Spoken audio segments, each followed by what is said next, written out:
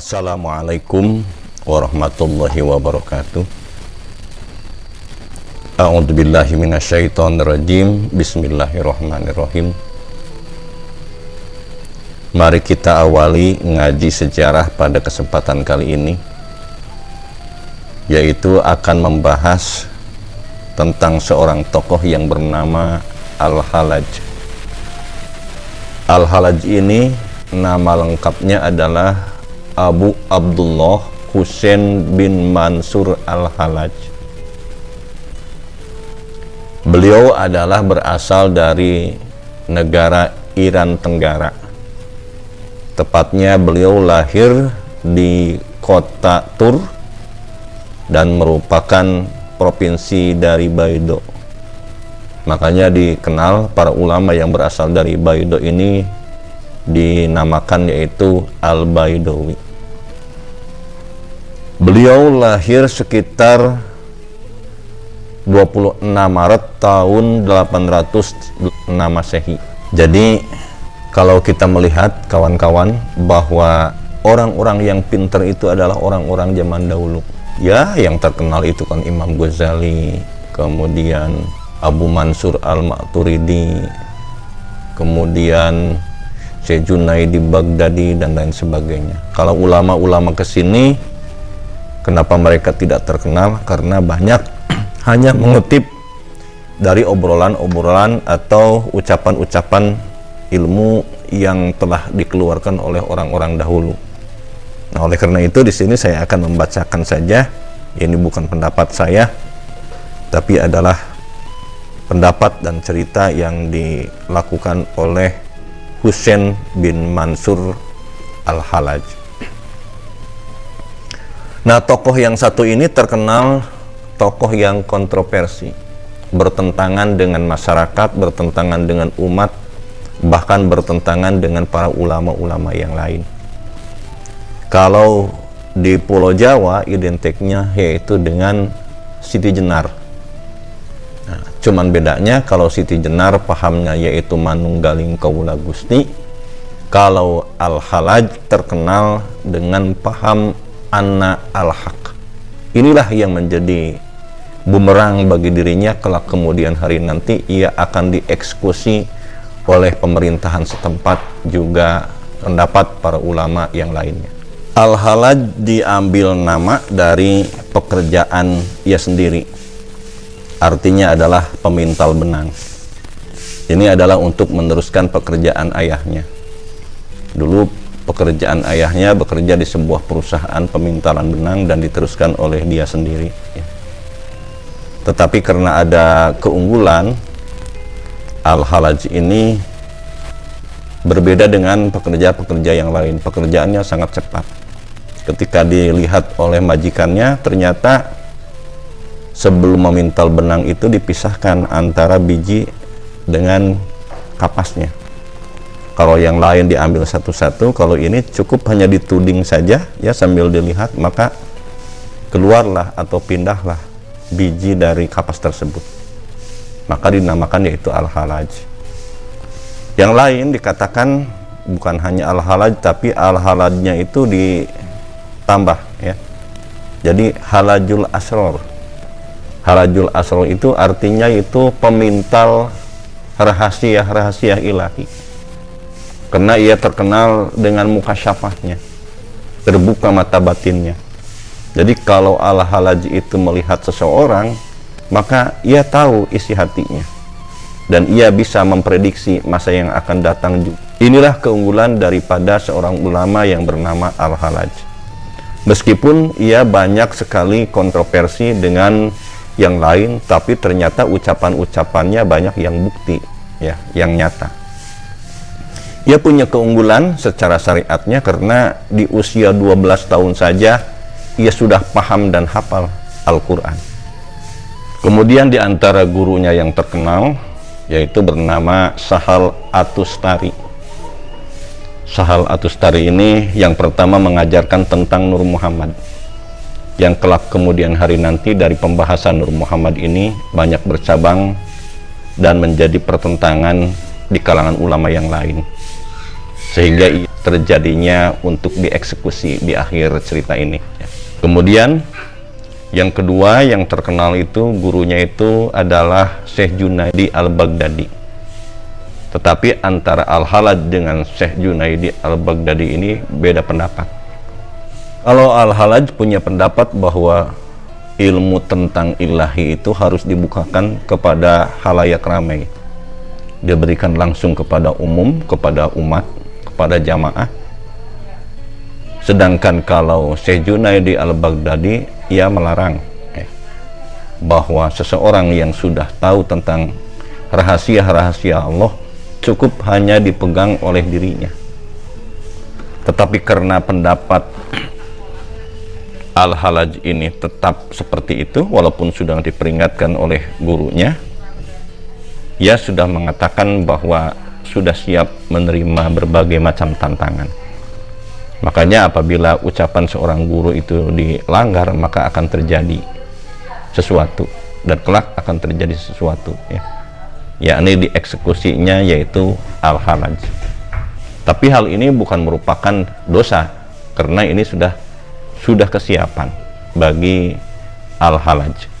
Untuk meningkatkan kualitas ibadahnya, ia bukan hanya wirid, bukan hanya diam di tempat, tapi ia sering ziarah ke tempat-tempat yang lain. Di antaranya sambil beliau ziarah ke makamnya Rasulullah SAW, maka ia naik haji. Ternyata benar, setelah naik haji yang pertama, ilmunya semakin bertambah dan muridnya pun semakin bertambah juga.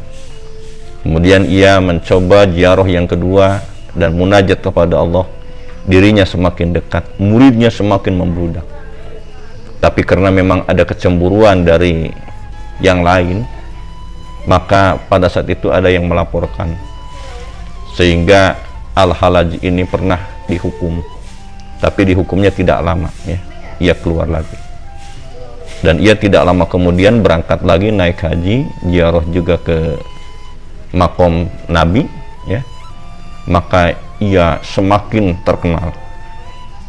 Bahkan pada waktu itu, karena terkenalnya, ada suatu paham yang dinamakan yaitu Anna Al-Haq yang tadi saya bahas, yang merupakan pengembangan dari ajaran Nur Muhammad.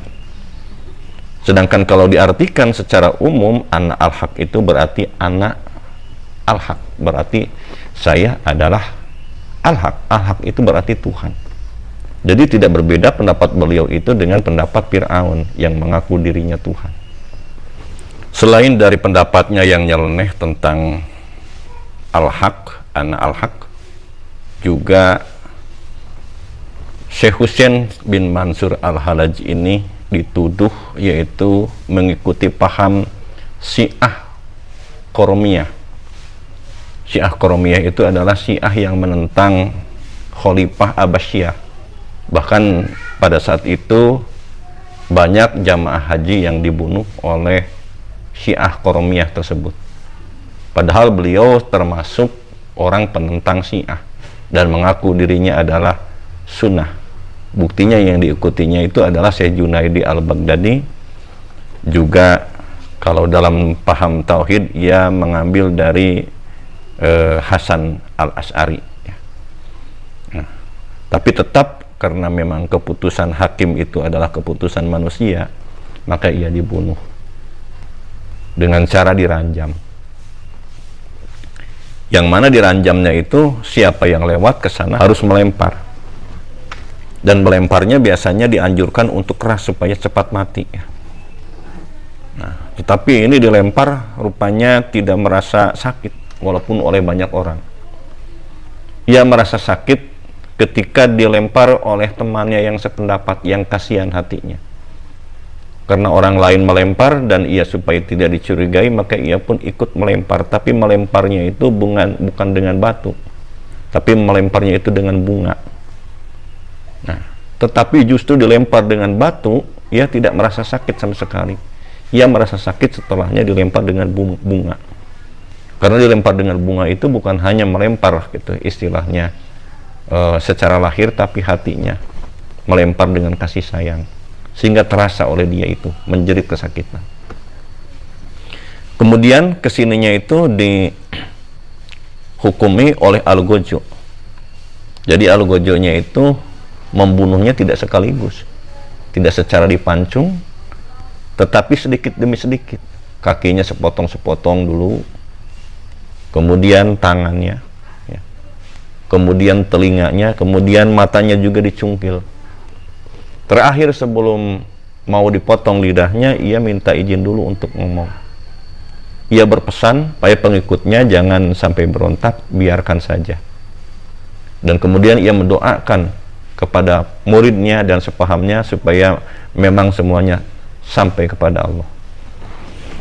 Setelahnya beliau dihukumi, berarti matanya sudah tidak ada, lidahnya sudah tidak ada, telinganya sudah diambil, hidungnya sudah tidak ada, kaki dan tangannya sudah tidak ada. Maka ia didiamkan dulu di lapangan selama 1 hari supaya orang jera melihat beliau. Baru esok harinya dibunuh, dipenggal langsung oleh Algojo. Tidak cukup hanya dipenggal, kawan-kawan. Setelahnya Al-Halaj ini meninggal, maka dibakar dan abunya dibuang ke sungai. Ada sesuatu hal yang aneh ketika abunya itu dilempar ke sungai, maka sungai tersebut membludak, ya. Airnya menjadi besar dan seakan-akan marah. Maka ingatlah seorang murid dari Al-Halaj ini yang bernama Abu Mansur. Beliau ingat, dulu ia berpesan, nanti kalau aku dieksekusi, kemudian abunya dilempar ke sungai, dan nanti sungainya akan marah, ya, membludak, maka caranya untuk menghentikan kemarahan sungai tersebut, maka jubahnya harus dibuang kemana? Ke sungai. Dan setelah Abu Mansur ini melempar jubah tersebut, baru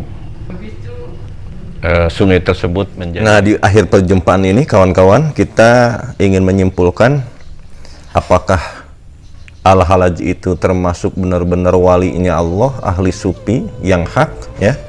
Apakah beliau itu adalah orang yang sesat? Mari kita jawab pertanyaan tersebut menurut pendapat dari para imam besar. Di antaranya adalah pendapat Imam Ghazali. Imam Ghazali mengatakan bahwa Al-Halaj berkata anal haq itu saking cintanya kepada Allah, sehingga seseorang yang cinta kepada Allah terkadang ucapan diabaikan. Nah, ini yang pertama. Kemudian pendapat yang kedua adalah pendapat seorang ulama yang bernama Fariduddin Attar. Ia mengatakan ana al-haq karena memang Allah sudah tajali di dalam dirinya. Jadi sudah dikuasai oleh hulul nur Allah dalam dirinya. Kemudian pendapat ahli sufi yang ketiga yaitu jadi Ahmad Sirhindi. Ahmad Sirhindi ini adalah seorang ulama yang berasal dari India, yang mana beliau itu adalah seorang mursyid Thariqah Naqsabandi. Ia mengatakan bahwa Al-Halaj mengucapkan ana al-haq itu dalam arti ana di sini adalah membuang dirinya. Jadi sangat bertentangan. Tidak ada dirinya. Yang ada adalah al-haq. Al-haq itu adalah kebenaran yang sejati. Nah, ini pendapat dari 3 tokoh ulama besar yang membahas tentang pendapat dari Al-Halaj. Bagaimana menurut kita, kawan-kawan? Ya, pelajari saja. Kita tetap, walaupun banyak pendapat dari kiri dari kanan, apapun keterangannya, kita kembali kepada Allah, kepada Quran, juga kepada hadis Nabi. Itulah keterangan yang paling utama. Dan untuk menerangkan hal ini tidak bisa sendirian, kawan-kawan, tapi kita harus mempunyai guru yang bisa dapat oleh kita. Jangan sampai dimakan kemudian ditelan bulat-bulat oleh diri kita. Nah, kawan-kawan, itulah pentingnya bahwa kita mengkaji sebuah riwayat atau sebuah pelajaran harus ada guru. Karena man la saykha fa saykhuhu syaiton. Andai kata kita tidak mempunyai guru, maka gurunya adalah setan. Sekian ucapan dari saya. Terima kasih atas segala perhatian. Mohon maaf atas segala kesalahan. Saya Abu Zamzam berundur diri. Billahi taufiq wal hidayah. Wassalamualaikum warahmatullahi wabarakatuh.